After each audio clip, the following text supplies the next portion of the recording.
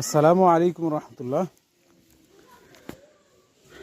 বাজার থেকে কিনে আনার পরেই ভাঙাইলে মরিচের গুঁড়াটা ভিতরে ফাঙ্গাস ধরে অথবা ভিতরে ময়লা হয়। আর্দ্রতা থাকার কারণে, ভিজা ভাব থাকার কারণে সেই গুঁড়াটা বেশি দিন যায় না।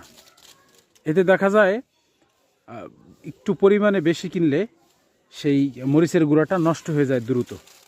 কাস্টমারের সুবিধার্থে এবং তাদের স্বার্থের কথা চিন্তা করে আমি মরিচটা আনার সাথে সাথে আবার রোদে শুকাইতেছি। এরপরে ফাঁকি করে গুঁড়া করে আপনাদের দ্বার প্রান্তে পৌঁছে দেব। আলহামদুলিল্লাহ অনেকগুলো অর্ডার হয়ে গেছে, স্টক সীমিত আছে।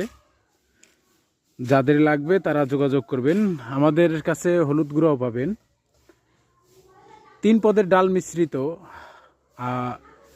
আমাদের কাছে বেসন পাবেন, আর শরবতের মশলা অর্থাৎ শরবত তৈরি করার জন্য যে শরবতটা পেটের ঠান্ডা এবং গ্যাস কমে, সেই শরবতের মশলাও আমাদের কাছে পাবেন।